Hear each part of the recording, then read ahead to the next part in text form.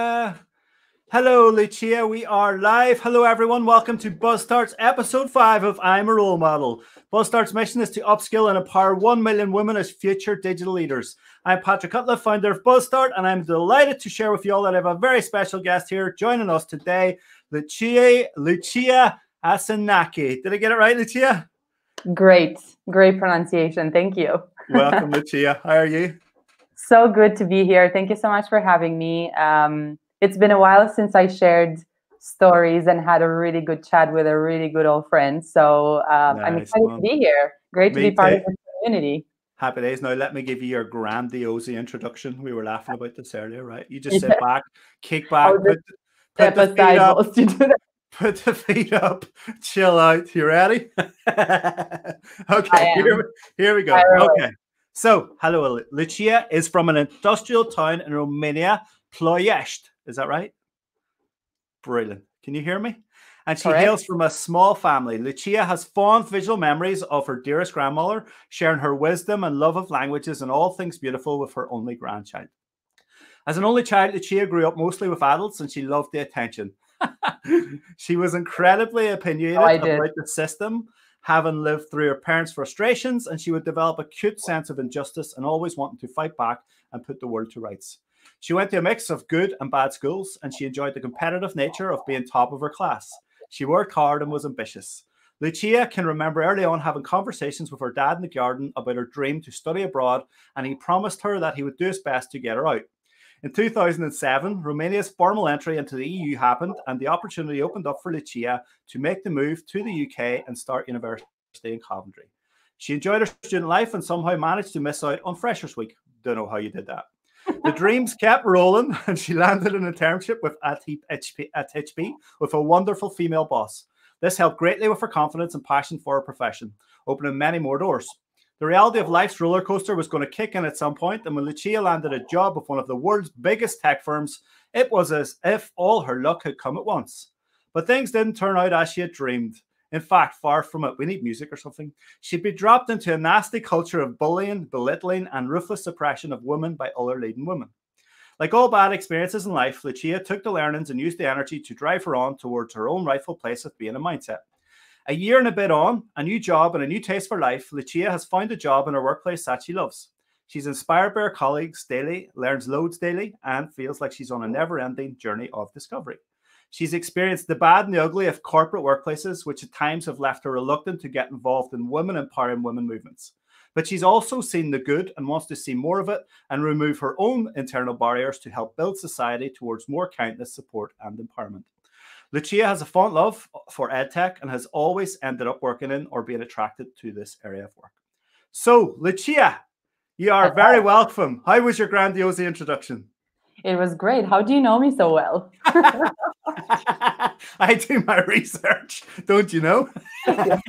I must have a very up-to-date public profile. You must know this by now. Brilliant. You do. It's all over the place. Right. Let's kick off, will we?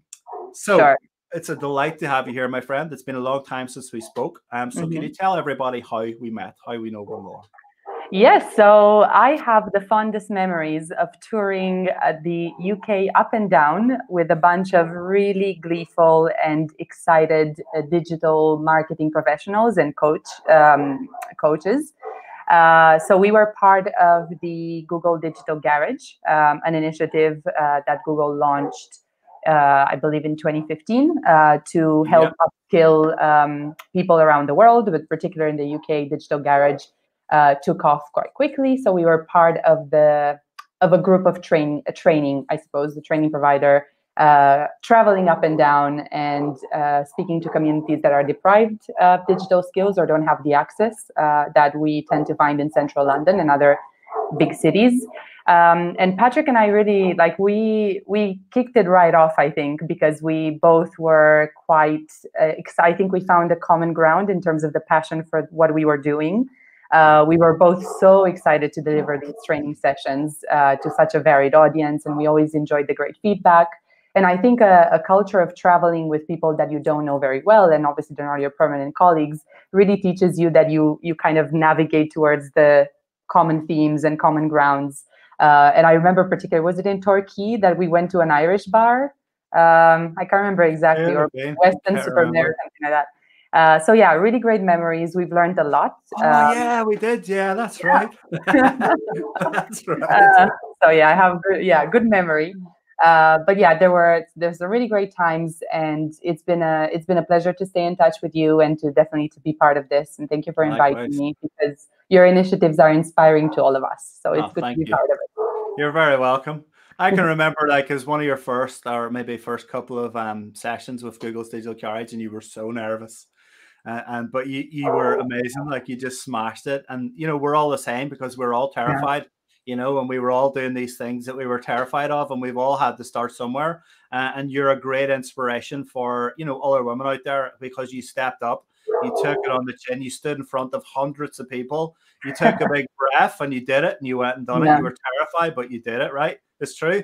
It's funny, because it's scary, and I can't imagine how much my voice was trembling. But at the same time, that is an environment that I strive to be in, because I actually find comfortable once I get going with it. Maybe it is the attention that you mentioned, and growing up in an adult world from early on, or I don't know really what it is. Maybe it's my star sign. Who knows? We'll dig into that. We'll dig into that. But it is funny how these experiences are such a shot of adrenaline, and then you kind of get more and more used to it. And I really loved it. I have the best memories from doing the coaching. Yeah, we had a great time. It was great crack. All the silly photographs in Google's headquarters. Yes. We have a good album. We do. We've got memories. So tell us a bit more about your childhood in Romania and how it helped shape the amazing woman that you are today. Sure. I fondly believe that growing up in any part in the sort of family, political, socioeconomic context has such a bearing on what you become. And I think it's absolutely the truth in my case as well. Although I keep saying that I was born 5 months before the fall of the communist regime, I still definitely experienced a childhood around the Eastern Bloc. And I've actually recently spoken to colleagues at work about what that means and what sort of learnings I take with. I guess the biggest thing is that things moved at a different pace and rhythm to things that I would see otherwise portrayed on TV, or hearing from friends of my parents who probably managed to leave the country earlier on. There was a lot of chasing for the American dream. So a lot of Romanians who actually, as soon as the borders opened, flew off to the US to build what they had imagined to expect there. My parents tried to, actually, at a fairly early age, but for various circumstances that wasn't possible at the time. So I think growing up here meant it left a lot of beautiful memories of a loving family. And I think that is a privilege when you look around and you hear all the stories, like, you know, so many guests you have in every shape and form of life, you hear about what people have been through, and I have nothing to complain about. But I also have not ignored the things around me that I wasn't necessarily going to put up with for the rest of my life, like the way the system works, or the way people treat each other with no reason, or the disappointment in the medical services, or schools and administrative and utilities, and just the way things run. I didn't have anything to compare it with, but I think I was a witness to a lot of the grown-up conversations of how things should be, and particularly because my parents were also, you know, always had a look on the outside as well, as opposed to narrowing down on what's here. So I think I'm mostly grateful for growing up with them, as opposed to necessarily my hometown or my location. It's an unfortunate thing that I don't feel a huge attachment to the actual place. Yeah. But I've met incredible people, and I think particularly my grandmother, who has been, and I think anyone who knows me even remotely knows what an effect she had, just because she just implanted so much of the principles of life, even if I only really got to spend 13 years with her. But her friends, we still have some of them around, and I call them my octogenarian fan club. Right. Because it does feel like I'm still the grandchild of these wonderful oldies but goldies type times. I love it. So yeah, that's been obviously I've been in Romania for 19 years, and then I moved to the UK. So I will soon have spent as much time abroad than I have here. And it's funny now to be sitting in the living room of where everything started. I was born and bred in this house. I never moved from here. So whilst I was at home, so it's great to reflect upon that when I'm here. Right now when you're back home, and I've pushed you to get the story out of you as well, so yeah. And we're going to dig a little bit deeper. Brilliant. Thank you for that lovely intro. Really nice to you. So your lovely mom suffered a lot of harassment at her workplace. Can you tell us a bit more about that, please, and how did it affect your forward thinking and your trajectory, your pathway in life? Absolutely, I'd love to. The reason why my mother's experience and sort of career journey has had such a big influence on me is because it has actually been the first shocking, I guess, exposure to how people can be at work and how teams, I mean, to be honest, the first story is about working in a team and working particularly for the public sector, for a military unit as part of the Ministry of Defense. Has not really been peppered with the nicest happenings or stories. My mother worked pretty exclusively in female-heavy environments because they were usually the sort of clerk, administrative, accounting, which tend to be quite female kind of heavy jobs. And I just remember the stress, the nerves, the tension, and the absolute effect on the domino effect on kind of like home life and the attitude sort of coming home and seeing parents so tense just because things at work weren't going very well. And only years later, much later on, I would understand and hear what she had been through. And it's the sort of the backstabbing, or I'm talking the things that you don't actually think happen in real life, but people stealing projects from each other and taking credit, or people putting in a bad word. People.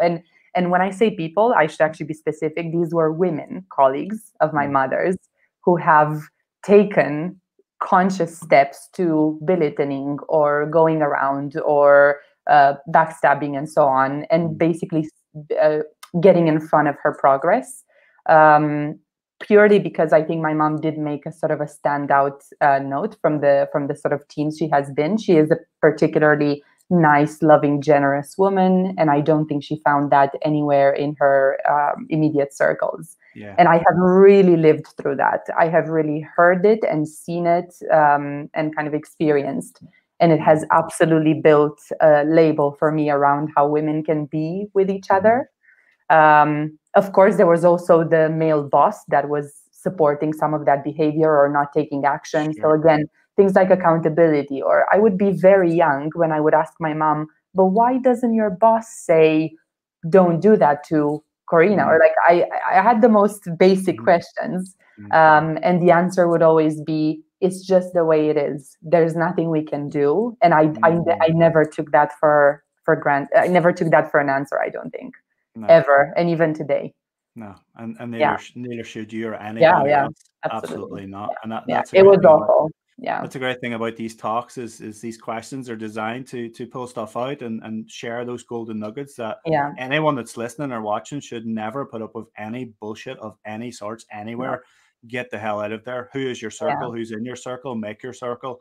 And that's it, really. But we know it's not that easy, is it? It's not. No, it's not. That's the problem. The system suppresses you, and we'll talk about that later. It completely suppresses you, and it's designed to do that. But I think today and moving forward in the world we're in now, I think the opportunity for people is massive, even though it doesn't feel like it right now. I think it's huge. You just don't have the right mindset for it just yet, and we're going to help with that too. Yeah. So you've said in your personal story that you're very opinionated, and you spoke of frustrations with the system, which we've just touched on. Can you tell me more about your opinions on the system? Yeah. So I was brought up in a society that had nothing to do with merit, and hard work gets the right reward, and you do well, you get the things that should come to you.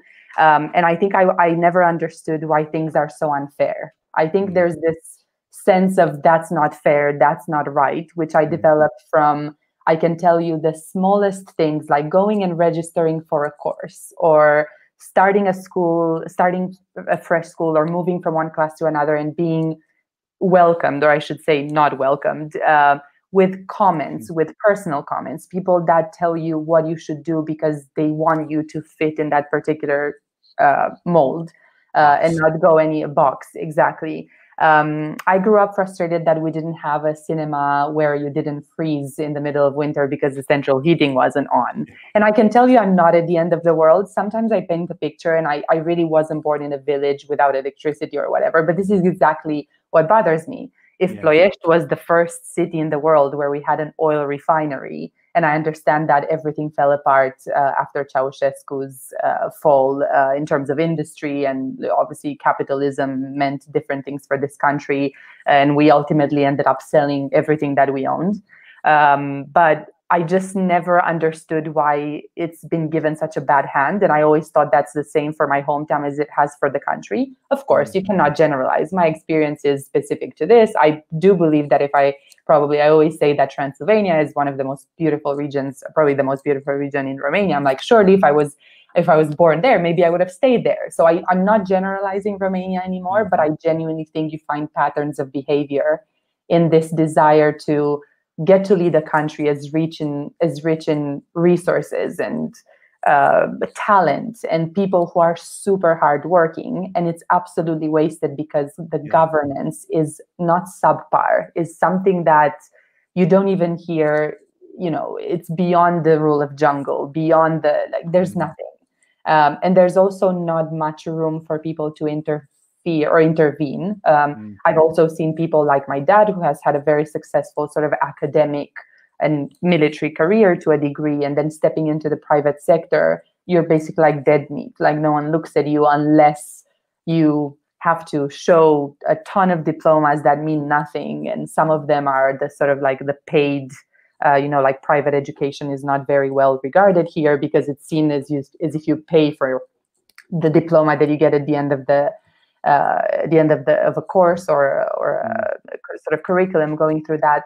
There's just nothing makes sense. It gets like something that is repetitively bad. It just consolidates the way it is, and it's so hard to break from that mold. So I think my frustrations with the system have been just seeing politics, although I can't say that I've been active politically before the age of 19 leaving Romania, but I have definitely become very interested in recent years.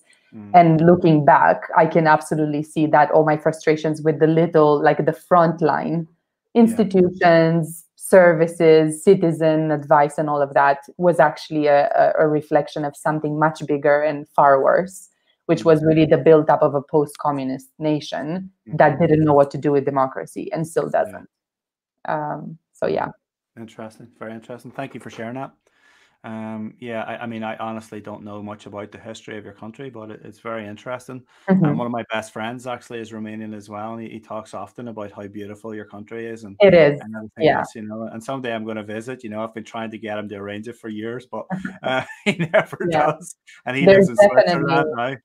But I always see him like on marches and stuff, with all the Romanian people about the governance and, and all of the system and all of that. And he's often on Facebook talking about it and stuff like that. Absolutely. So we all kind of paint the picture in our own part of the world, don't we? In our own heads of our own systems, our own, our own negative connotations of how we have it and how, our reality is and all of that. And when in fact, there are people from different areas around the world that have things so much worse. And you need that perspective. No doubt about that. I think that's why it's so important for people to travel as well, as much as they can and when you can, to experience different cultures and different people and their experiences of the world and their realities. Because if you stay in your own space, your own town, just like the same here, you become small town mentality. You don't see that there's a world beyond where you are, where you live. And it's very difficult for you then to make comparisons of what's fact and what's how things are on a spectrum of better or worse or anything like that. You just can't, because you don't have any barometer or measurement to make those comparisons. Perspective is really important, as you say. Absolutely. And I think that's sometimes what is missing here, and the openness to diversity, not just in the kind of areas you talk about, gender, ethnicity, and so on, but also in thinking. And I haven't seen that much of it growing up. I definitely, coming back so many years, 10, 12 years down the line, things are evolving, and Romania has a lot going for it to help it get it to a place. I mean, you go to Bucharest, it's absolutely blossoming in some areas, in some industries and so on. But I do think it's perspective and the fact that people choose sometimes a sort of narrow, like, this is my box, I don't need to look outside it.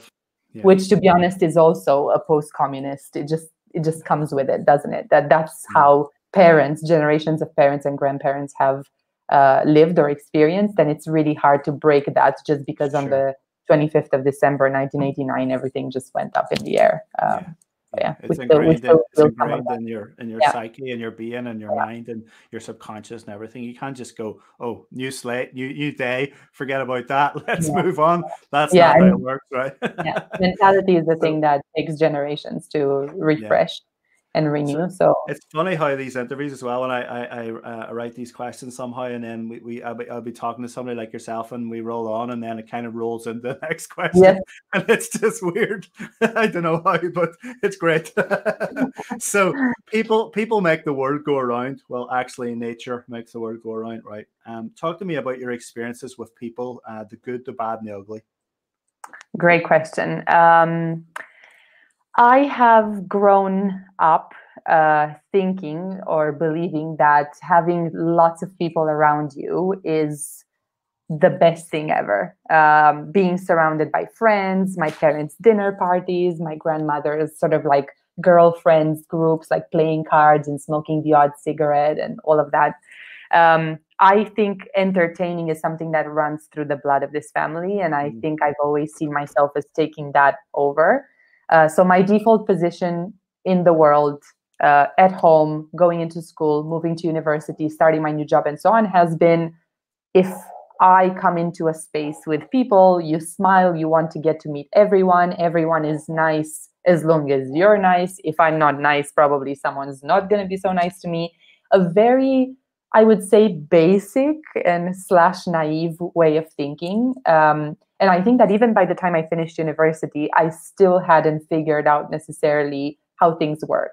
Although I had seen quite a lot of meanness and not such nice experiences during high school, which I think has been probably the most catastrophic, as it is for many people, to be honest. So yeah, I think the good in people is something that I've always sought to see. I always strive to be the best, which is sometimes backfiring, because at the end of the day, it's great to work to be the best version of yourself. Absolutely.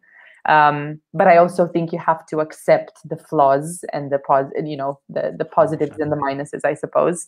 And looking back, I guess there's a lot of lessons around dealing with people and not taking the personal aspect of, oh, I don't think they want to be my friend, or these people I don't really get on with so well, so that's automatically something to do with me. I think I've suffered from this syndrome for quite a while, on the personal front, and just making everything about me or something that I'm not doing, simply because I hadn't really detached the sort of, well, these are the people that I want around me, because what I want around me is this, this, and this. I probably need support. I probably need validation. But I also really want I want people to learn from, as opposed to constantly just give. I want, like, all of these lessons of figuring out have come from both good and the bad.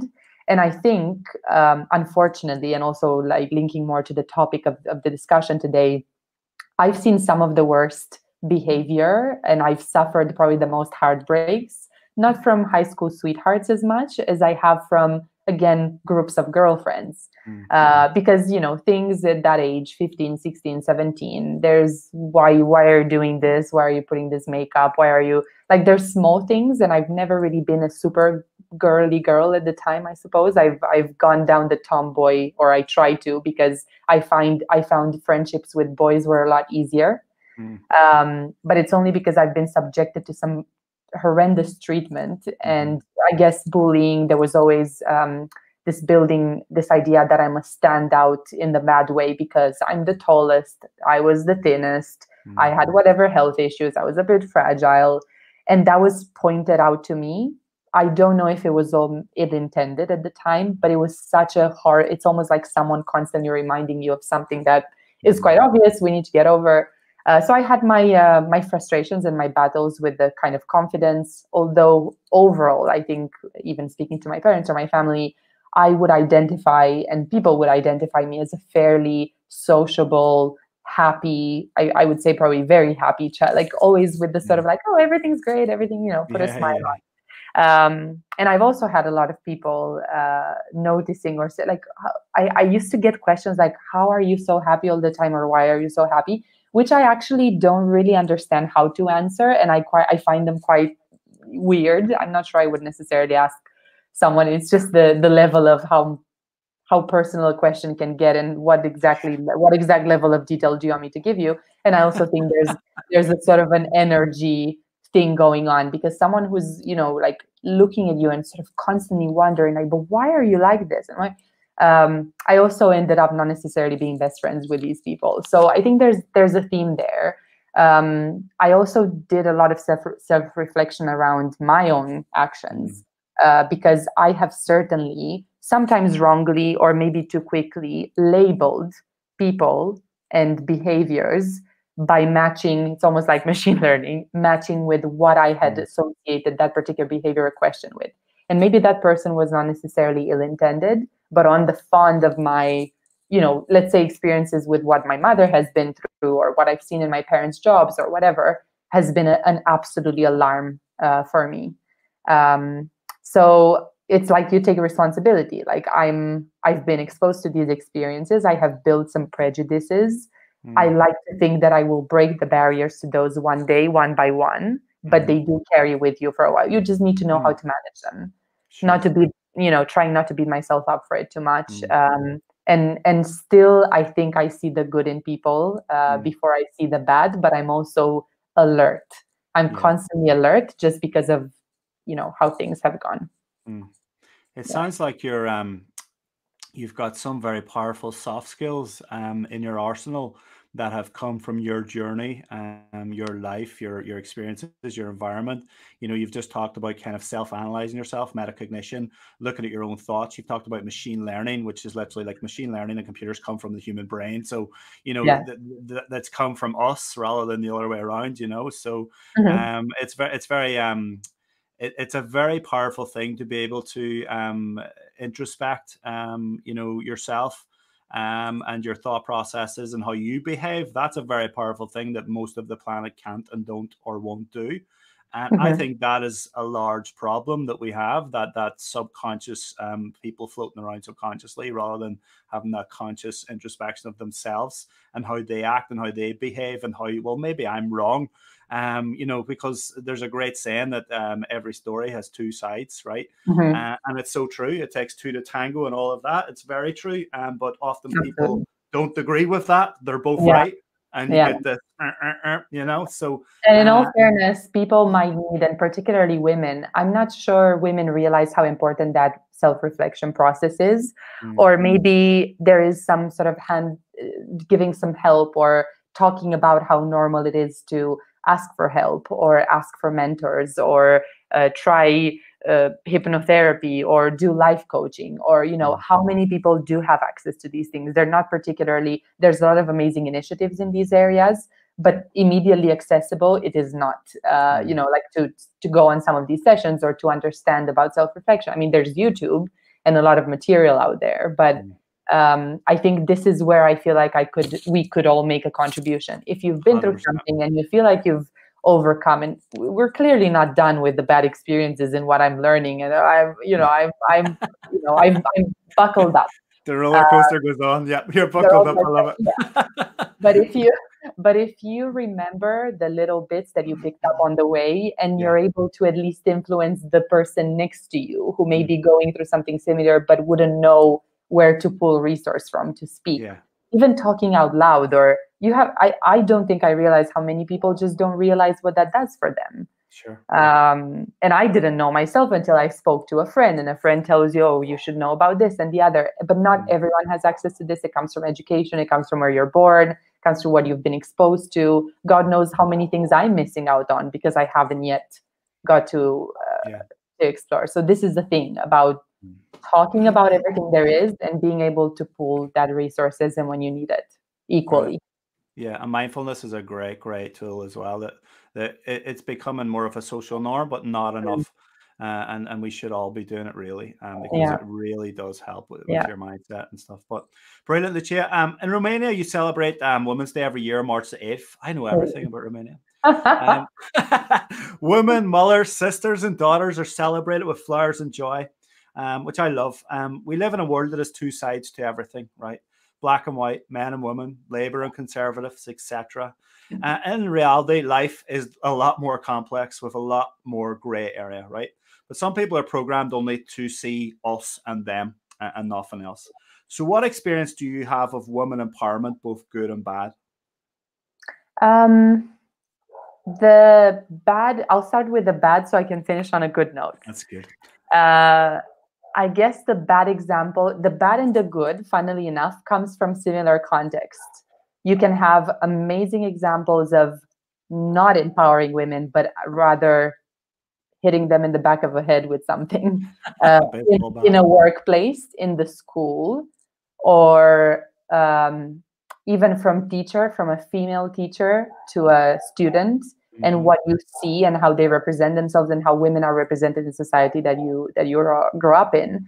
And equally, I could say I've seen a lot of good examples in the workplace, in the school, in girlfriends group, and so on. But I think what has really impressed me, I guess, is that living where I do at the moment in London, I feel fairly, and I don't want this to sound, I feel fairly miles ahead in what is right to do and say, and how to judge less and how to include more than maybe some people who are back home, simply because I've learned from others. So I'm constantly inspired by how some of my colleagues, both male and female, both current and former, speak to, lead initiatives, take the stand, I suppose, when something bad goes wrong, when something bad is, and has the ability to change. And I guess the flip side of it is that I've also seen, particularly working for a corporate, how one day you could be advocating for diversity and equality, and women should only help each other, and we're here to help women grow into leadership positions and so on. But actually, everyone around that table is hiding, the elephant in the room type thing, addressing something that is so obvious and so clear, and everyone knows about it, but no one talks. Love it, the elephant in the room. And that has absolutely, if it's not stifling, or it absolutely sucks the energy out of someone. If you have any brain and conscience to sit in a room like that, in a meeting, and to know that everyone there has the power to do something just by saying or raising, but they don't because it's political, or not today, or I'm protecting this or the other, has been, I don't think there has been a more shocking experience in my life than that. Very interesting. Just because not all those people are necessary. I wouldn't call them, it's hard to even ask them to explain why, but you just really pray and hope you're not going to become that. And I think that's my worst fear, that what's the fine line between, I would never, absolutely, if I observed something so wrong about women belittling and bullying other women colleagues, younger, older, whatever they're from, let alone they could be from other places, more disadvantaged and so on. And just ignoring it happens, because actually even some nice people can do that. And that is frightening. And I think that's where, although I've been, as you said in my grandiose introduction, if there's something that I can contribute, is to talk about this out loud and to repeat it in the mirror every now and then, to make sure I don't become that person, to basically bury my head in the sand, because that is why places like my country have got to the place where they are, where you have a government and policies that you cannot change for the foreseeable future, probably for my entire lifetime, because it's all planned ahead with who's going to come and take the same ideology forward and not allow progressive thinking to happen. So I think that's the biggest fear. And but I've seen the good initiatives, particularly a good friend of mine whom I realized I should have invited to watch this. I'm sure she will be delighted. She has her name is Aniko, and she has fairly early on joined this. Yeah, she has joined this Develop Her. It's called. It's basically a networking, like a forum for women who work in tech, to share learning, not just about the tech side of things or the work, but in professional, but also on a personal level. Just like journeys similar to like talking and what I'm doing here, sharing my story. And she has been leading so many, getting involved in events, getting us all around to come and support. And they've really grown from a few girls talking in a little sort of like a rented boardroom, or someone, let them use the space for a day, to actually their regular events and growing team, and they're supporting others. And so I've seen there's lots of initiatives like this, and I've seen it in the corporate world too. I'm now actually as part of the institute where I'm working with my colleague Hannah, we're trying to herd the sort of a diversity and inclusion kind of working group. So I'm kind of part of that and leading in line with the institute's vision for how we're going to support predominantly women to just get in front of the decision making and have power in their hands. Because we are quite proud to be one of the organizations that actually has a really good sort of diversity and gender split. So it's great to be part of that, but I'm also learning a lot as I do. And it is quite surreal for me to be involved in something like this and see the value, when I also remember that some of the worst I've seen in workplaces, in school, and in my parents' sort of like life growing up has actually been created in those forums where there's a lot of women who have constantly like nagging at each other. And it's brilliant. Brilliant insight. It's important for us to have perspective and realize that it's not just black and white and him and her and all of this, that the world literally just two sides to everything, and we're all like all the time, which is nonsense. I mean, there are good people and bad people in every walk of life, and I think a differentiator between what I'm doing here and helping with these platforms to empower women is that I'm a male, I'm a man, right? And I think that's really important, because a lot of these women groups and women empowerment groups are led by women, and that's great. But ultimately, they exist because men have created, some men, right? Not all men, but some men have created these problems, these systems, these barriers that exist for women, and they absolutely exist, and we're breaking them down, and everything we're trying to do is to remove them and break them down. But I think that's a really strong differentiator or unique thing that I'm trying to do, is that it's going to take men to change it. It's not going to take just women. It's going to take men, and men shifting their mindset, and men empowering women more. So hopefully we can get some men on here each month or whatever, even one man a month as a role model who's out there doing similar stuff to try and empower women. And I think that's where you might have a really powerful impact, to see that there are men out there doing these things, and it's going to open up to other men and get them doing stuff, and so on and so forth. And I think it's very much like the analogy of the Black Lives Matter thing as well. The problem, again, is with a group of white people of a certain demographic that have created all of this racism and keep it going. But it's those people that need to change their behaviors and their ways for the racism to be removed. So I think it's a very similar. And help others in their circle realize. Exactly. And the generations below them, because it's just a continuous hamster in a wheel cycle of passing on your knowledge to the next. And this is how we do things, and that's the only way, which is just crazy. Lucia, your dad sounds like a loving, caring legend. Yes. He is. He told you one day many years ago he'd do his best to get you out. I remember that moment so vividly. It's actually insane. And I'm sitting 2 meters away from that spot. So it's pretty surreal. Yeah. Tell me about your journey, your vision of living and studying abroad to the actual reality of it becoming, real and happening. Absolutely. So it all started with a love and a passion for speaking the English language, and definitely fed through many of the hallmark productions of The Secret Garden or Midsummer Murders or Sherlock Holmes and so on.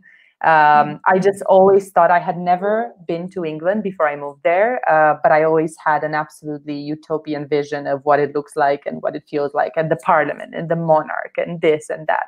So I really built, my imagination went wild, if you can believe that happened from watching Midsummer Murders. But yes, I think the language was a big consideration. And Romania joined the EU is something worth kind of mentioning, because I do think it would have been different simply because of the tuition and the sort of costs that would have been involved. Probably still not impossible for my dad, who would have probably done his absolute best as he promised, but still having their support and also a bit of a head start by being able to access the same tuition fees and grants and loans, I want to say, as UK nationals, was a fantastic opportunity for anyone, from the Eastern Bloc and Central Eastern Europe and other countries. Yeah. So without hesitation, I packed my bags and I imagined arriving in the Midlands with everything looking exactly like Midsummer Murders villages, with all the beautiful cottages, and something that I would later on do. I would encounter around Coventry, but just not in central Coventry. Yeah. It was, however, I think I was so excited and fascinated by what was going on. I was lucky enough that my parents traveled with me and they hung around with me for maybe a week or so. Maybe that's why I missed Freshers Week. Maybe I should blame them, actually. And it really was amazing, because I was so numb from the excitement that I barely remember anything. I don't think I could believe what was going on until probably the end of my first year of university. I was deeply immersed into library and learning and non-plagiarism. Turnitin blew my mind. Wow. Yeah. You actually don't have to copy paste. Romanian education system can be, on one hand, incredible. We do export fantastic computer scientists and doctors all around the world. But in some areas, it can really be an absolute menial, going through volumes of work without doing any bit of analysis, or not being motivated to analyze and form your own opinion. Again, something that was frustrating me at the time. So I found that all of that was a lot more accessible at university for me, and I really enjoyed it.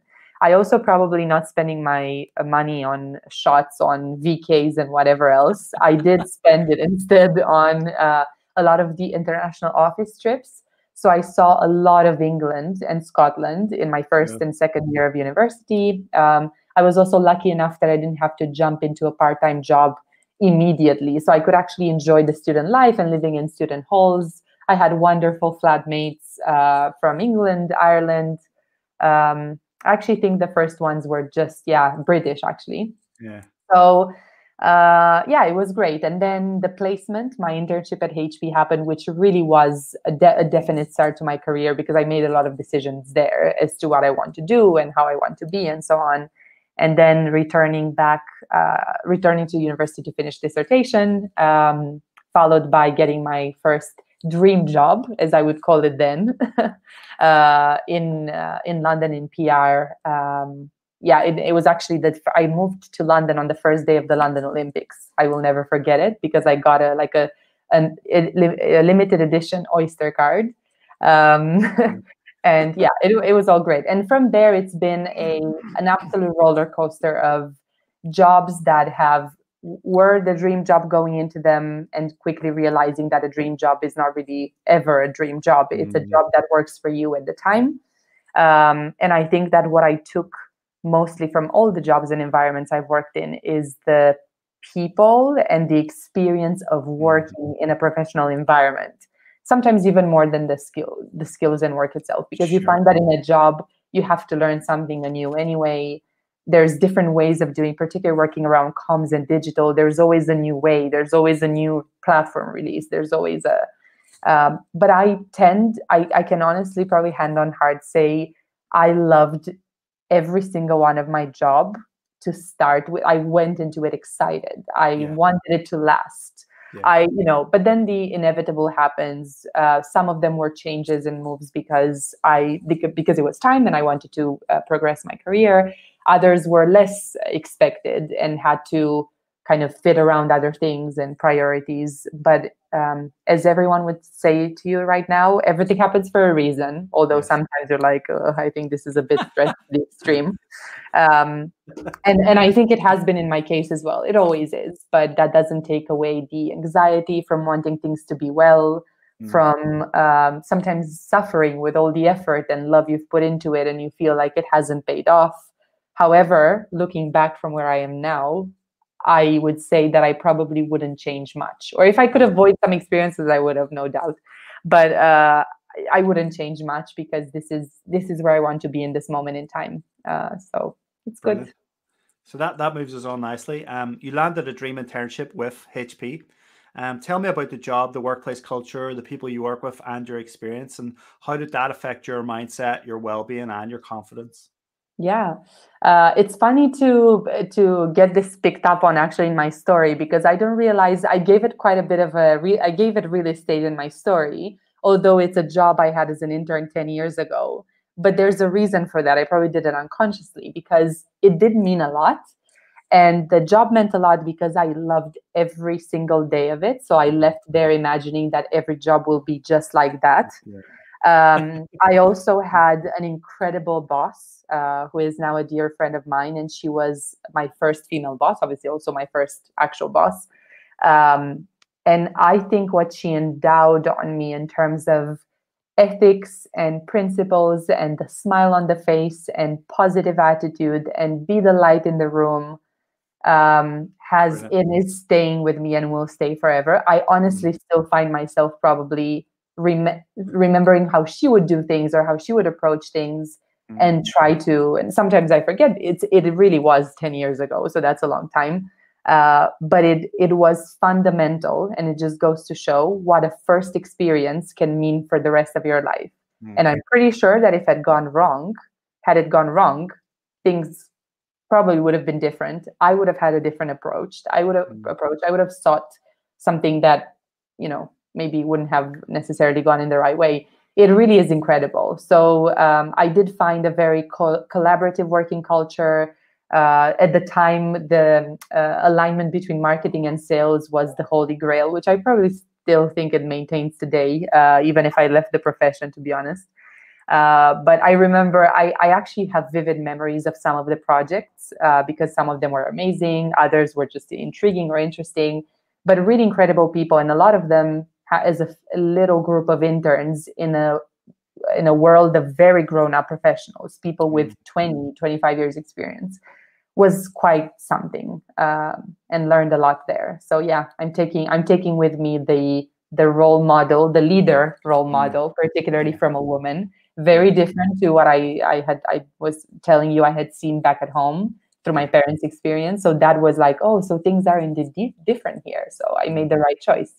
But yeah, obviously, it's very interesting. It's just painting a picture in my head of like a timeline of life, for everyone. You have your own timeline, and on that line you have experiences throughout that timeline, and some of them are great and some of them are rotten.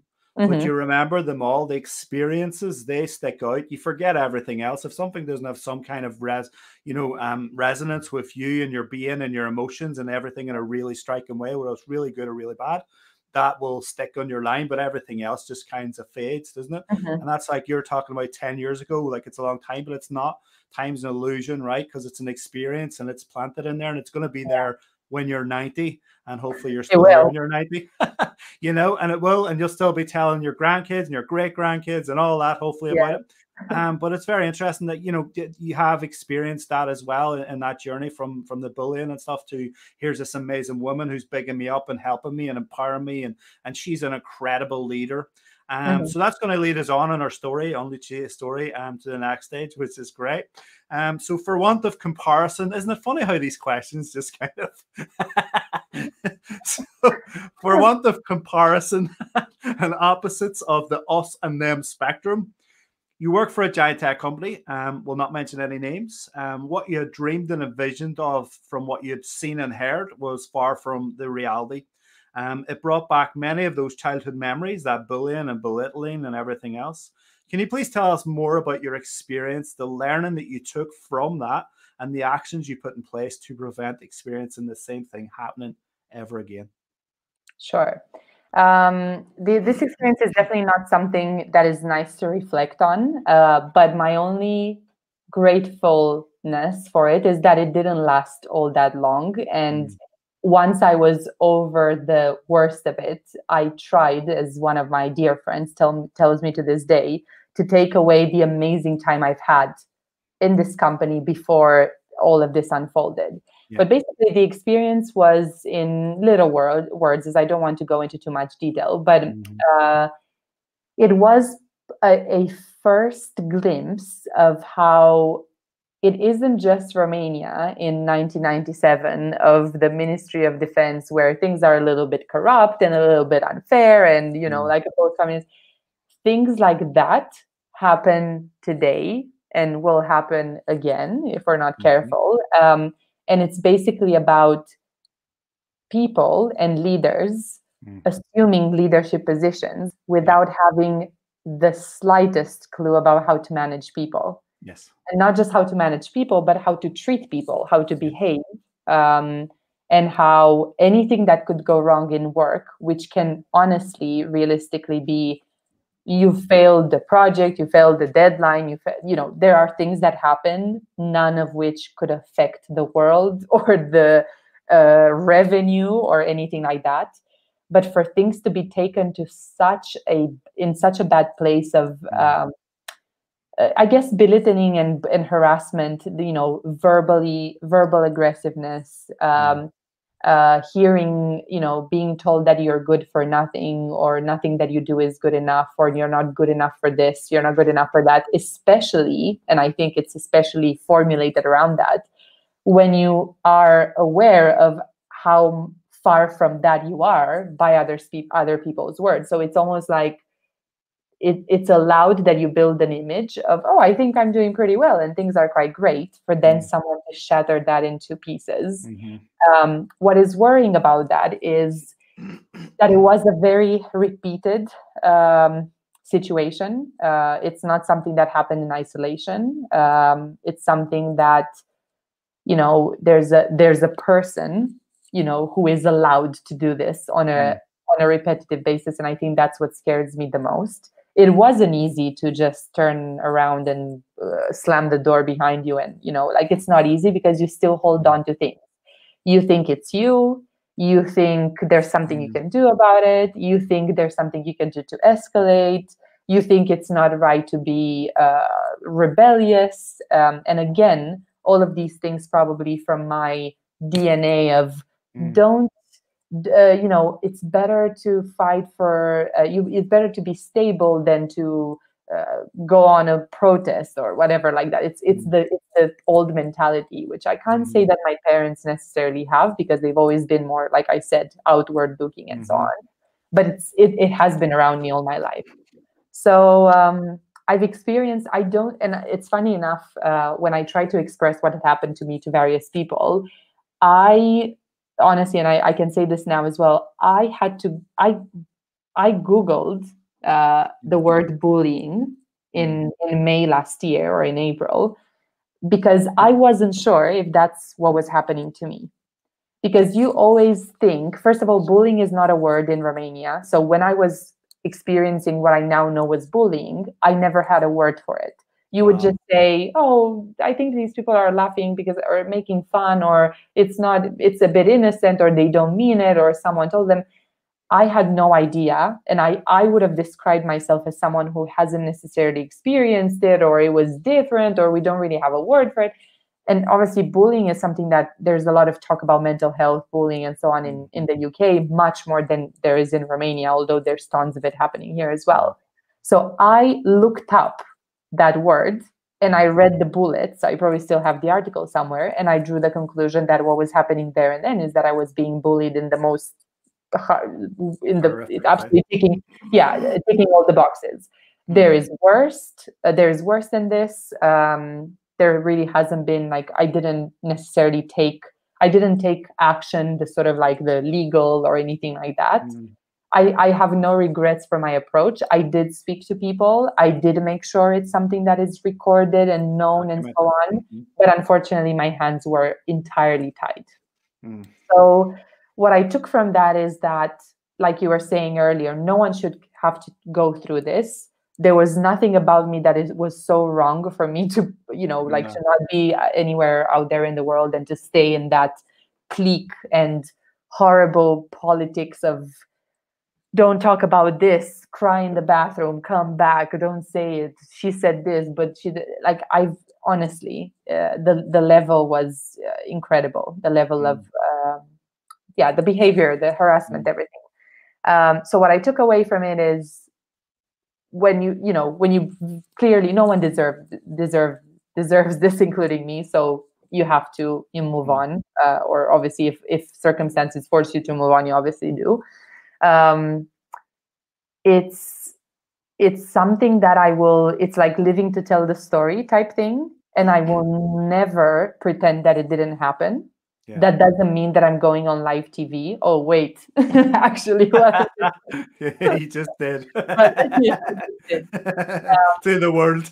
Yeah, to the world. I have my opinions about who should be picking up these things and whose responsibility. I think we all have a responsibility to a degree. I did give my contribution, or I did do what it was normal for me to do at the time, given that I was also really affected by the situation, because that's a really funny time to be pursuing these things. But the lesson is, don't be afraid to speak up. Don't listen to the people who tell you, I wouldn't do it because you're going to get into trouble. I think that really is the absolute worst advice. And it's a shame because, again, those people are also, I guess, well-intended, but they don't realize what harm they're doing in the long term. And they're encouraging and absolutely accomplices to these situations. And also take everything you need to move on. Some take 6 months, 8 months, 1 day, one hug, one cry. I had to discover what I needed to get over it. And actually it was a 3-month break altogether. Family time, going away, traveling. And I actually had, like, last year's summer of travels was just so special. And so it is exactly what I needed. So I also think it's formative. I would rather have not gone through that. But if I had, I'm not going to deny it. Yeah. So that's really what I'm taking away, and what I'm going to do, to your question, trying to do to make sure it doesn't. I don't think it will happen to me again, because I have my head and heart in the right place, and there are ways you can, stop that from happening just by saying that you're not going to take it, which I didn't do at the time because I was scared. Yeah, I'm sorry that happened to you, Lucia. Of course, yeah. I'm sorry too, but it is what it is. I think it happens a lot, and I've been in a number of places where I've been bullied as well. And the system is designed to suppress you. You're in a job, you have bills to pay. Especially today, right now, there aren't many jobs. Unemployment is growing. There are people clutching at straws because they need those straws to survive. So what happens in that environment is you'll end up in a place where you will come across people like this who will use their power and their place in position of, it's not leadership, I don't know what you would call it, but they'll use it against you, and they'll make you feel small, and they'll belittle you, and they'll beat you down. And the only advice I can give you in the world, and I think it's really important for anyone that's listening or watching, is get the hell out. I don't care if you have bills to pay. I don't care if if you feel like your world's falling down around you, because if you don't get out of there, it probably and very likely will. That person is going to beat you so low that you're just going to keep taking it, and you'll get into a system of allowing it to happen. You'll become institutionalized. And it'll keep happening. That person, their behavior is not going to change as much as you hope that it will, and you think that it will, and you pray that it will, and you cry yourself to sleep every night. They're not going to change. They need help. In fact, they've probably been bullied themselves. It's a very internal reflection thing in any human psychology behavior, is that when somebody's of certain nature like that, aggressive or bullying or whatever it is, it's an internal reflection of themselves and of their own demons inside themselves, and they need help ultimately. And we need to find a way to help those people as well, and I just think it's really important. Anyone that's listening or watching, get the hell out would be my advice. Yeah. But thank you so much for sharing that story, because I've no doubt it will help people hopefully in the future as we go on with this and people look back and watch these and everything else. It's going to help somebody. So. Somebody watching this right now in the future is going to get the hell out of their job because we've asked them and told them to do it. If one person for the next 20 years does that, there's no doubt, and it's a result. And that's why I'm doing this. A lot of this, what I'm doing is built from my knowledge and experience of very similar environments and systems and work cultures and bullying and belittling and all the rot that I've gone through in my life as well, and my anxiety and everything. And I'm putting it all into this because I do not want to see anybody going through the crap you have, the crap I have, or anyone. Your work is a third of your life. Why, that's insane. Imagine staying a third of your life being bullied for a third of your life. People have, and they will. Yeah. It's just insane, and it destroys your life. And you take it home. You take it home to your relationships, to your friends, to your family, to your dog, and you take it out on all our people and all our circumstances. And that's not your fault, but that shouldn't be the case. Just get the hell out of there. So since we've contrasted two very polar extreme experiences of the workplace now, we're getting a bit of balance, which is good. What would be your advice to any young woman right now who's daydreaming about that perfect job and company, etc.? My first advice would be, don't fuss around it being the dream or the perfect job. Give yourself options. You need to have 2 or 3 things to compare against. Look for a job. You have to remember is not just about what you do, what you put out, and the job description itself. It's about how you connect with your boss at interview. It's about how you feel the HR staff has welcomed you and arranged. There are so many details at interview level, which then as a working professional in that business, you immediately realize, oh, the fact that was left out, I can see where the gap is. And by all means, that gap won't be resolved overnight. I don't think I understood until far later on that, an organization and someone's experience is not just my department, but frustrations can come from every side of our organization. So really, if you really had to put together a dream job, which I don't think it exists in the way that is painted, to be, that everything works fine forever. It's more make the most out of the experience, be smart about you getting the most out of it, give the time that it needs, try to be passionate about what you're doing because it's going to help Lowe's through deadlines and everything. I don't mind working a late day or a weekend or a Sunday night or whatever, if it's when I have my best thinking, if it's because I want the project to be or my output to be the best it can be. And you can only find yourself in a place like that as long as you enjoy who you work for, who you work with left and right, and the sort of organization that you represent. I remember that as part of my dissertation, I went to interview a wonderful former journalist and fairly senior member of staff at this independent PR agency called Edelman. His name is Richard Sambrook. I still follow him on Twitter. And he told, I think I was there with a colleague. I was basically interviewing him about, digital and PR at the time. It was something like professional. But I think one of my questions was also around the values and the work and something like that. And he said, the older I got, the more I realized how I need my values to align to the values of the company. And you listen to him as a 20-year-old. And I'm like, when have I went to the values of the company and then see my values and make sure there's 100% match? No, you don't really. You look at the job description, you're happy with the salary and so on. But that cannot be truer.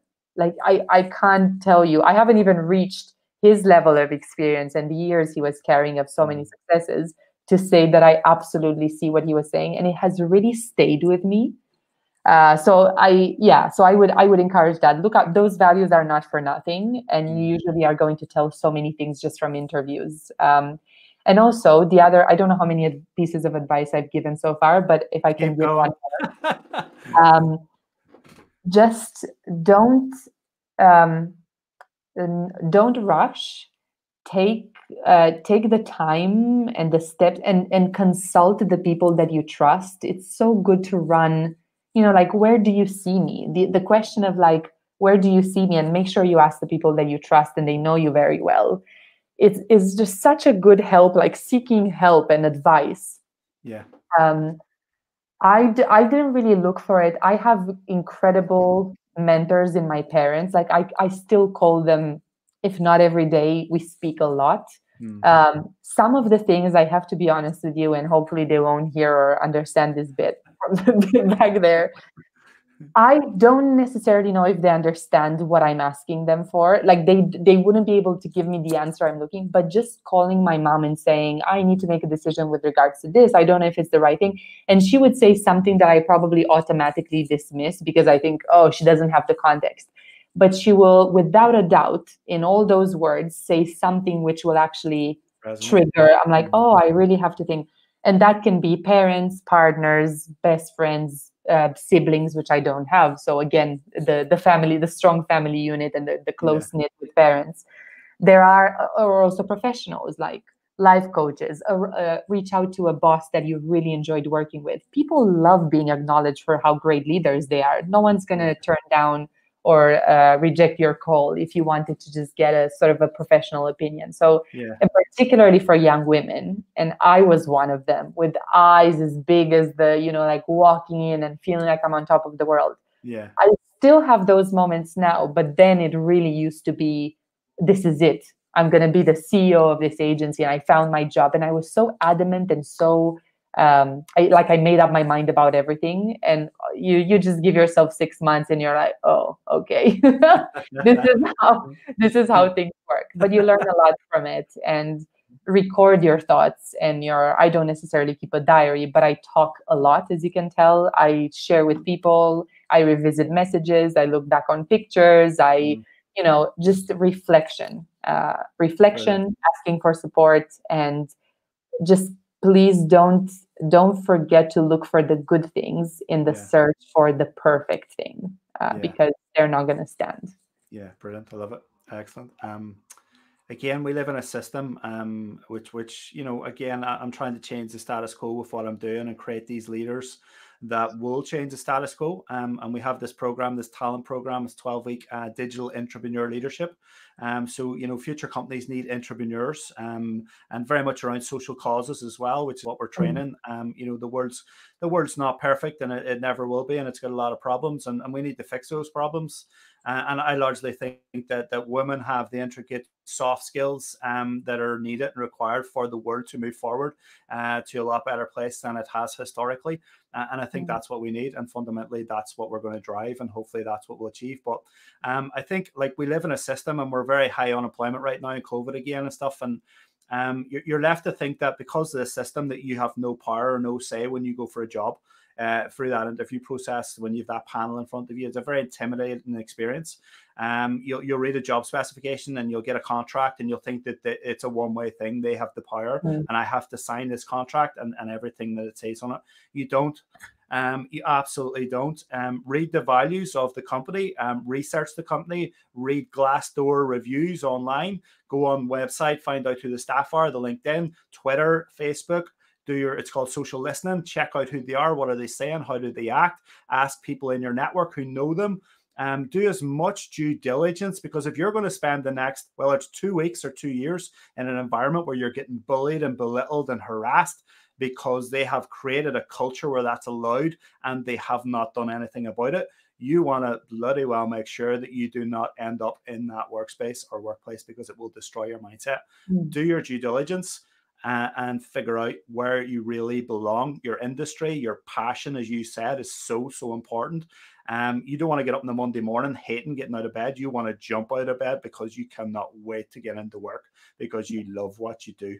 And people have that, some people have that gift because they've figured out the mindset and their purpose and their pathway and everything else. So very long kind of what I'm getting to here is at the start of our talent program, we start with, I've developed a program called the 12 Secret Hacks to Happiness, which literally starts with the individual. And it's all the hacks that I've used through my life to figure out how to get over all this crap. So what I do is I teach them, rewire their brain, their habits, their actions, their behaviors to positive reflection and action. And hopefully by the end of that program, that workshop, a couple of days, they then move on to the main program, and they're in a very different position, and they start developing their pathway, their purpose, their passion, portfolio of work, and all of that. And the whole idea is that we help them transition to where they're meant to be and not where they think the system wants them to be and places them and puts them in a box, and that's it. That's you and everything else. So I suppose you've already answered this. Does the dream company exist, or is it the people and the culture created by the people and their inherent soft skills and leadership? Yeah, I think in big lines I've answered it, but it's definitely the latter. A company as such is a shell, isn't it? It's a brand with a mission, or four walls with offices with sort of like, let's do this thing today. But it's so incredibly important who you gather around you to do the work as a leader, but also colleagues and it's sort of like mid-management and so on. It cannot be overstated how important culture, people, and what happens in work also applies to life, because it ultimately, it's your confidence in work. Just surrounding yourself with the good people for you is not easy. It's not like, let's face it, it's not, oh, I'm perfect, so I will only meet the nicest people. It doesn't really work like that. With the flaws, in mind, that's also, who can you resonate with, who understands you and has patience and can go through all ups and downs with you. I think it's so important. I'm still on that path, to be honest. I haven't, I've gone a long way, very long way, which is great. Still more to go, or probably, life will show me a bit more, but also in work, everything, it's like brick by brick, and you get to a place like, it's incredible to say that I'm in a place where I feel like I want to stay for as long as I can see. Just because I feel a sense of belonging and less threat, that at any point in time, someone will just turn around and change. And, and that's what culture is. Because if a company recruits on those bases, the chances for someone to infiltrate who is on the opposite spectrum of that are definitely less. Brilliant. Nice one. You're in a good place now, and a job and workplace with a mission and people you love, which you've kind of just touched on. And it hardly ever goes exactly according to the vision we set in our mind's eye, right? So what advice would you give to a young woman who's leaving university right now in this COVID situation? She's seeking employment, or she's in employment and begin her journey into the world of work, or she doesn't like where she works and she wants to transition, career change for whatever reasons. What barriers can she avoid, and what actions can she take? It is a tough environment, isn't it? Because you could say, I wouldn't hesitate saying, if you're graduating now, take a gap year, don't go straight into it, give yourself some time. Travel teaches you so much more, but it's probably not the best time to do that. And it could also be a good time to focus on something and get things done, so that on the other side of this, you are just at a completely different level. Use the time. Use the time without the commute to learn a language. I will forever be a language ambassador, and I can talk about this for another hour. Probably we can have another follow-up session on how important that is for every side of development. But it's, fill your time, take advantage of the fact that no one is stretching your social calendar. You don't need to, you have less opportunities to spend on random stuff because you're stopping by the local shop. So this is a time to consolidate, because you have the space, and and if it's stressful, don't forget about the ask for help, and reach out to people that are in your situation, because you will undoubtedly find someone who has a great idea and you can give them a great idea. There must be so many forums and networks of people at different late, like sixth form, graduates, final years. Like, I can imagine how much there should be, especially with the internet, as at our fingertips. So many opportunities to engage with people who are experiencing similar things, because you can learn the best from them. I don't have the experience of a graduate who's thrown into a COVID decision making. What job should I take? I was actually well, I started university when in the middle or the start of the crisis in 2008. That was another kind of, it's each experience is different, but look for people that you relate to for the best change of experience. Do your, research for companies and stuff like that can happen now because you're so much less distracted by other things and you have more time to put and invest in yourself. Like the best time, budget, resource investment is in you. There's no way around it. So do something for you, whatever it is, because this is as much a break time as it could be focus time, or you maybe just want to be a child for one more year, or whatever it is, take it, because this is the time for it. Then things will go back, not to what it used to be, but to a different kind of grind. So love it. I think everything's mindset, and we have the wisdom of living for through a lot of crap to know this. But I think my advice would be that that honestly, this is probably the greatest opportunity in history for you to shine. You have the tools, the technology, you have global access to anyone on the planet. You have literally all of the learning and knowledge and wisdom in the world, as you said, at your fingertips, whether it's YouTube, Instagram, whatever. On that note, turn off social media a lot as well, and learn through books, right? But there's so much opportunity right now. Everybody's kind of in a negative kind of trance because of COVID and unemployment, and it's very easy to get sucked into that media negativity, or switch it off and get it turned off. But I honestly, and that's why, I'm building Buzzstart right now in this COVID world. I see opportunity. I seen it 5 years ago. I didn't see COVID coming, but I seen the vision of where I want to be and what I want to do. And I set that literally 5 years to last week, before I left, with literally the bag on my back. The dole paid for my suit and my flight because I had lost everything with my previous business. And I moved to England and I started from scratch. And, I had a vision and I set it pathway, and I lived in isolation for 4 or 5 years in Bristol, literally on my own. But I went through all that pain and suffering because I knew that, I'd done it for a few years before we had another business, and I know that how things work. They work in layers in your brain, your wisdom, your experience, your networking, all your learning, all of that builds and builds and builds. Your brain makes connections all the time, and you figure out shortcuts and different ways to do things. Your brain just does this, but the only way your brain will ever do that is if you subject yourself to challenges, to outside your comfort zone, to pushing yourself beyond your boundaries, and learning and learning and learning, and most importantly, taking action. So anyone, again, listening and watching, your advice is amazing. Please take action. That is the most important thing right now, is take action. Believe in yourself, set a goal, come up with an idea. Don't just think about it and then let it disappear. If it sounds good and there's potential, try it. Go and learn something about it, because everything you learn and everything you try is going to build until the next thing and the next thing. Eventually it will kick in, and trust in the process. So I'm going to coach you now here, if that's all right. All right. I should be a storyteller. Yeah. I was going to say, should I interview you now? Is that how it works? Like switching roles. I also think importantly, and very good points you're making. And again, your experience also speaks to a lot of what people should know that happens and how they should tackle it. But there's also something there. It's okay to have a lazy day. Just make sure it doesn't turn into a lazy week or a lazy year. But God knows we all need it, and I've had plenty. So just not all at the same time. Some days are horizontal, and they should be. Yeah. You need rest. Yeah. So let's quote you. It's no surprise I've been somehow reluctant to the women empowering women movement, having really seen the worst of it. But I've also seen good thanks to mentors and amazing women I've befriended, and I would like to contribute to seeing more of it. I'm willing to let go of barriers and lack of trust to help build a society where there is no room for treating each other badly, whether at work or at home. So be kind, right? Yeah.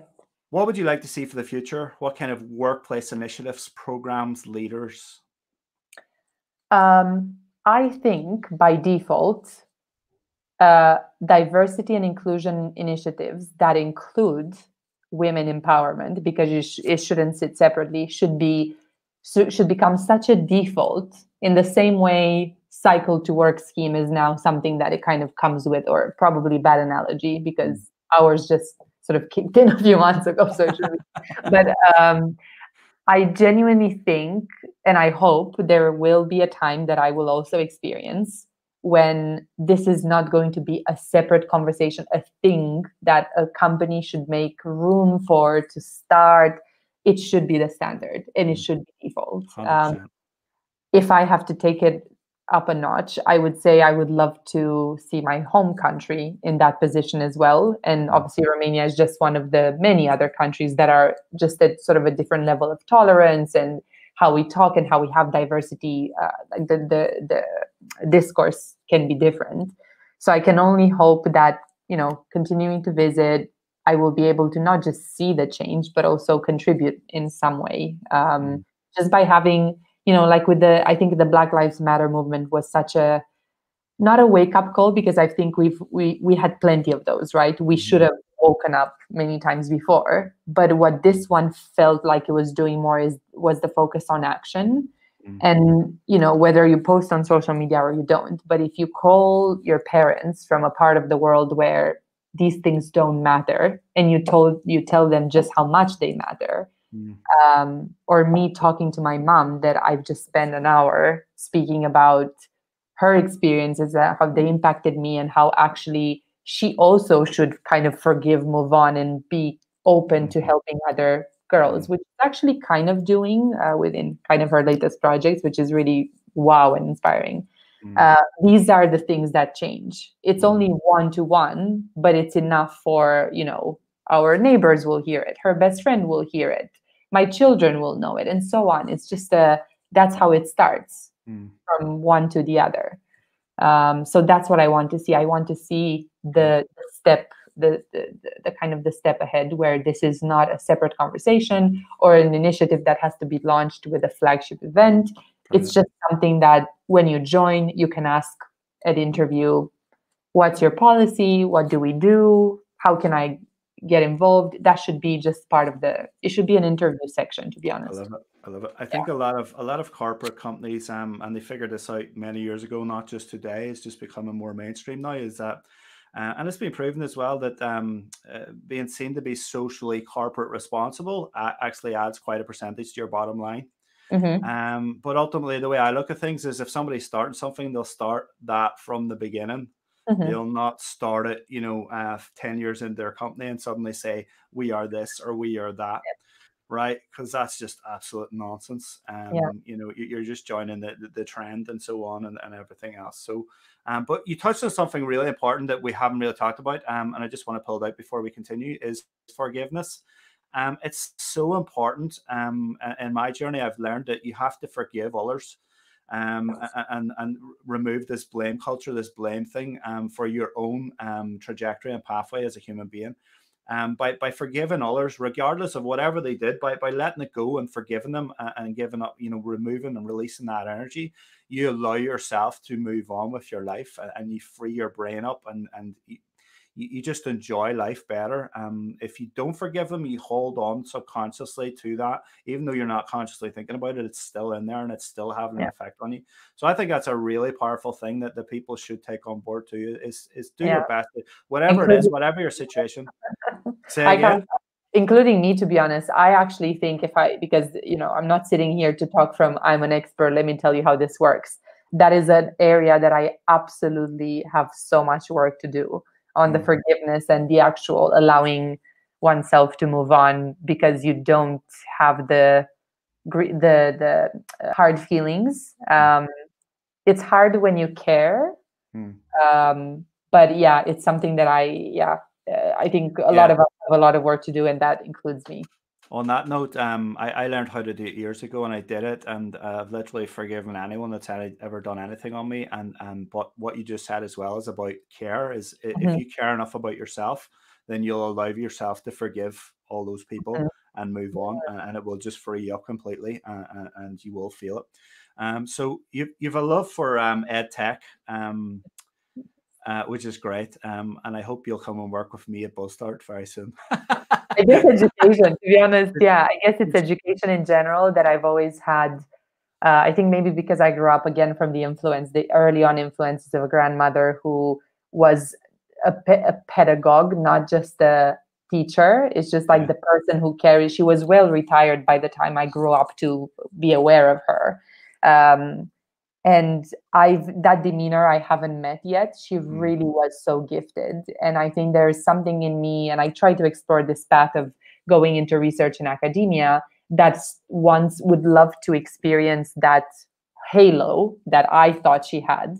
I don't think it's my time yet. It might happen later. It might not happen at all. But education is, for that reason, something that I'm super passionate about. And EdTech is particularly a very interesting debate, because there's education that can happen through technology, and how that changes pedagogy and teaching at the mentoring level. I'm not talking, here's the skills I'm going to bestow upon you, is forever going to fascinate me. So let's take Buzzstar to the next level. I mean, we're doing EdTech now, literally, if you think about it. Yeah. But did you realize that you're in an interview for Buzzstart right now? This is like a job interview. Is it my job? Oh. And I'm delighted to let you know. You got the job. What is your diversity and inclusion policy? It's probably the best in the world, to be honest. And I've got a lot of testimonials to back it up. So I'm sure you'll love it here. It's a done deal. I hope none of my colleagues or my boss is watching, so they don't take this as a formal. Yeah, don't worry. There's no salary either. People work here because it's so good, literally. Excellent. Whoops, connection lost. I can't hear you. Hello. So, on that note, what final 3 golden nuggets of advice would you give to any woman who's listening or watching right now? Please be kind to your fellow female colleagues and friends. I want to say don't forget to smile, but it does sound awful, this piece of advice, doesn't it? Like, it will never sound good, but it's just remember that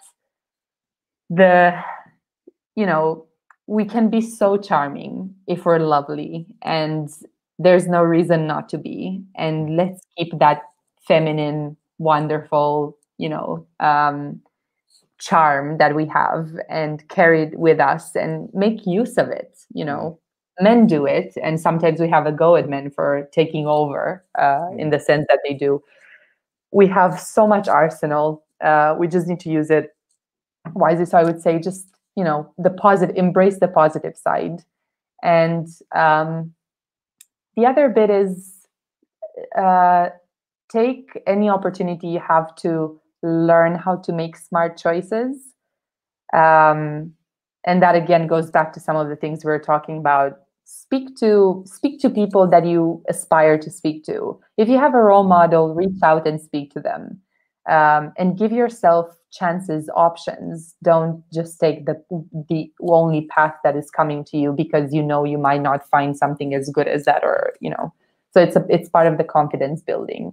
I wish I had more like bullets, but these are genuinely on the confidence options and the help and support network you need around you, because it's super important. Brilliant. Well, Lucia, it's sad to say this, but it is. We've come to the end of our road. But you know what? You got a job, right? And there are positives that have come from this interview. You won't get paid, but you'll help other people, and so what's there to complain about, right? Can I get paid in ice cream? I'm sure we could arrange it. We've got great ice cream in Ireland. So you're very welcome anytime to come over and try it. I would love to. I haven't been in a while. I would love to go back to Ireland. You definitely should. Too long. 100%. But my friend, it's been an absolute pleasure. As always, even though there's years between the last time we spoke. It's been an absolute pleasure. Thank you for sharing your story today. You've probably never done that before with anyone, maybe on that level. And you've just done it to the world. So well done you. I've no doubt it's going to help other women as we grow and move forward with this, and they look back and they watch these videos. I've no doubt whatsoever that it's going to help whoever's sitting watching us right now in the future, which is really weird to think about, but there you go. So one by one. Thank you so much. You're very welcome. What a way to spend a Thursday. No Thursday night will ever be the same. And I mean, anyone who knows me will understand why I've enjoyed this, because I do love a story and I love talking and chatting to someone, and these are great opportunities to get the word out there. No doubt I've told my stories in various forums, not so widely, but always a pleasure. And I'm always happy to pick up any follow-up or questions that come from this with any young girls or anyone else out there. So amazing. So we'll be looking for mentors in the future when we actually launch the program. So I'll be reaching out to them.